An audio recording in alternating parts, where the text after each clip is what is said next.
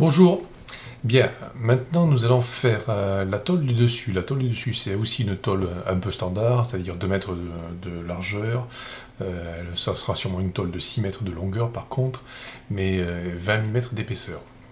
Donc cette fois-ci, la tôle du dessus est censée recevoir des eaux, les eaux de pluie, etc. Bref, tous les eaux de ruissellement. Il ne faut pas que les eaux restent dessus, donc il faut qu'elle ait une pente. Alors, de façon assez arbitraire, mais en règle générale, quand on fait 2 ou 3% de pente, 2% ça suffit amplement, même 1%, mais on va dire 3% pour l'exemple. Donc nous allons faire appel aux pentes et non pas aux angles pour définir le pliage de notre tôle. Alors, elle fait 2 mètres, je vais partir du principe que je raisonne du milieu, donc je fais une ligne, et je pars par là de 1 mètre, mais avec 3% de pente. Alors, pour définir cette pente, comment je fais? Eh bien, je me rebloque en auto-normé. Je pars par là de 1000 mm.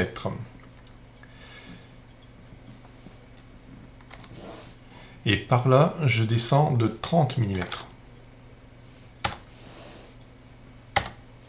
Voilà. Ça me fait un réglé pour ma pente. Alors, pourquoi 1000, pourquoi 30?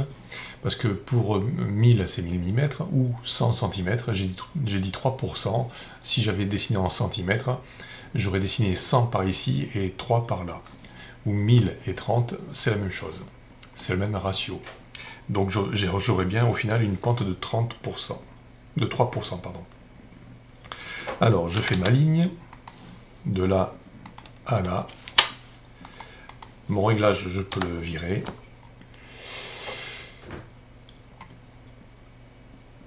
Et je peux faire un miroir de ça. En même temps que je vous parlais, j'étais en train de... Hop. Un miroir de ça. Voilà.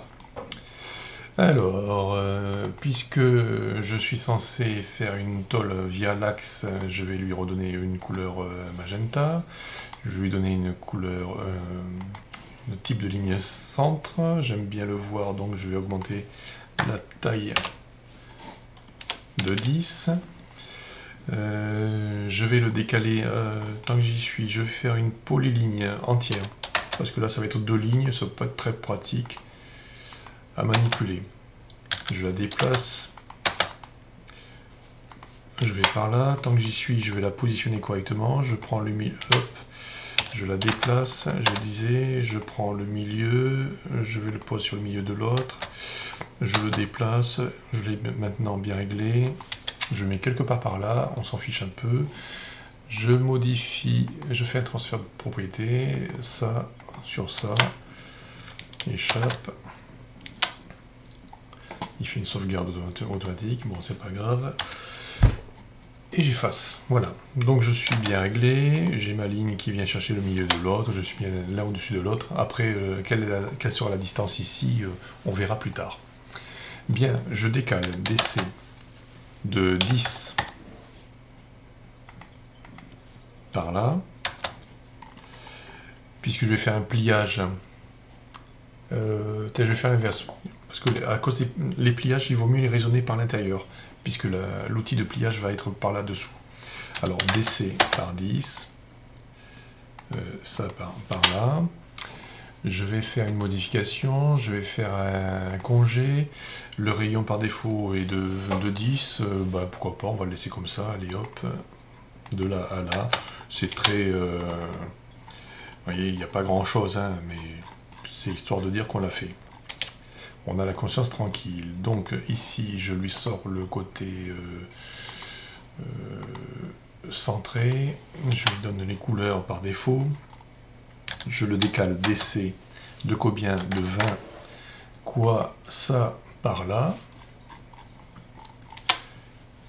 Et j'ai fait ma tôle du dessus. Alors, je termine avec une polyligne. Alors pourquoi polyligne? Pourquoi pas ligne? Comme ça, c'est des objets de même nature. Polyligne, et je termine avec des polylignes. Et puis, si jamais il y a besoin de les unir, d'en faire un seul et même objet, cela sera plus pratique. Alors, je vais faire comme d'habitude un bloc. CTRL C, je copie. Alors là, tiens, allez, encore une fois par le haut ici. Je sélectionne tous mes objets, espace pour dire j'ai terminé, CTRL-MA je vais, je le mets au même endroit.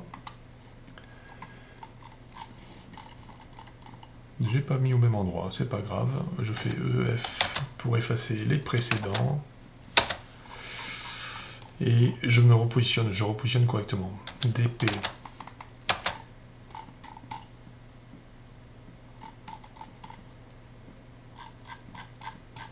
Alors, pas très facile à... Allez, on va faire les feignants.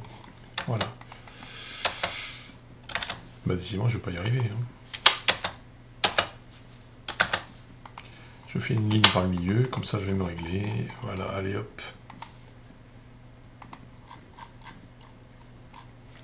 Voilà, allez.